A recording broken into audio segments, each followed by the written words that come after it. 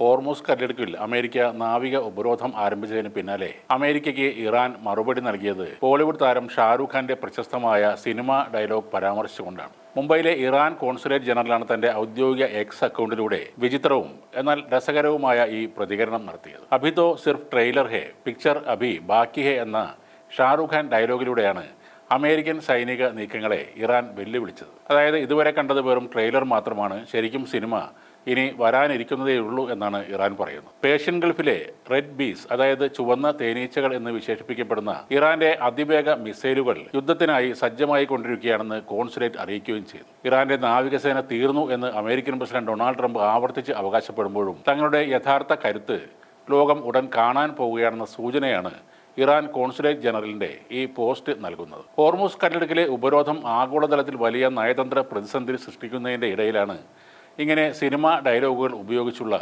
Social media പോസ്റ്റുകൾ വരുന്നത്. നയതന്ത്ര ലോകത്ത് ഇത് അസാധാരണമായ ഒന്നായാണ് വിലയിരുത്തപ്പെടുന്നത്. ഇതിനോടകം ഉപരോധം നിലനിൽക്കുന്ന ഹോർമൂസ് അമേരിക്ക അടച്ചുവെന്ന് പ്രഖ്യാപിക്കുന്നതിനെ പരിഹസിക്കുന്ന ഒരു ഇന്ത്യൻ മീമും കോൺസുലേറ്റ് ജനറൽ എക്സിൽ പങ്കുവച്ചിട്ടുണ്ട്. അതിനിടയിൽ ഇറാനിയൻ എണ്ണ വ്യാപാരത്തെ ലക്ഷ്യമിട്ട് അമേരിക്കൻ പ്രസിഡന്റ് ഡൊണാൾഡ് ട്രംപ് ഏർപ്പെടുത്തിയ നാവിക ഉപരോധത്തെ വകവെക്കാതെ പോവുകയാണ് ഒരു ചൈനീസ് കപ്പൽ. അമേരിക്കൻ ഉപരോധമുള്ള റിച്ച് സ്റ്റാറി എന്ന ചൈനീസ് ബന്ധമുള്ള കപ്പൽ ഹോർമൂസ് കടലിടുക്ക് കടന്നുപോയതായി ഷിപ്പിംഗ് ഡാറ്റകൾ കാണിക്കുന്നു. അമേരിക്കൻ ഉപരോധം ആരംഭിച്ചതിന് ശേഷം കടലിടുക്ക് കടന്ന് ഗൾഫിൽ നിന്നും പുറത്തേക്ക് കടക്കുന്ന ആദ്യ കപ്പലായിരിക്കും റിച്ച് സ്റ്റാറി എന്ന് LSCG, മറൈൻ ട്രാഫിക്, കെപ്ലർ എന്നിവയിൽ നിന്നുള്ള ഡാറ്റകളെ ഉദ്ധരിച്ച് റോയിട്ടേഴ്സ് റിപ്പോർട്ട് ചെയ്യുന്നു. ഇതിനു മുമ്പ് ഫുൾ സ്റ്റാർ എന്ന പേരിൽ അറിയപ്പെട്ടിരുന്ന ഈ കപ്പലിനെ 2023 തന്നെ അമേരിക്ക അവരുടെ കരിമ്പട്ടികയിൽ ഉൾപ്പെടുത്തിയിരുന്നു. 24 മണിക്കൂറിനുള്ളിൽ 2 തവണയാണ് പേർഷ്യൻ ഗൾഫിൽ നിന്നും പുറത്തു കടക്കാൻ ഈ കപ്പൽ ശ്രമങ്ങൾ നടത്തിയത്. ഉപരോധം പ്രാബല്യത്തിൽ വന്നതിന് തൊട്ടു പിന്നാലെയായിരുന്നു ഈ അസാധാരണമായ നീക്കങ്ങൾ നടന്നത്. ഇറാനിലെ ഖേഷം ദ്വീപിന് സമീപമെത്തിയ റിച്ച് സ്റ്റാറി ആദ്യം പിന്തിരിഞ്ഞുവെങ്കിലും ഏതാനും മണിക്കൂറുകൾക്ക് ശേഷം വീണ്ടും യാത്ര തുടരുകയായിരുന്നു. ഈ സമയത്ത് കപ്പലിന് ചൈനീസ് ഉടമസ്ഥകൻ ഉള്ളതെന്നും ചൈനീസ് ജീവനക്കാരാണ്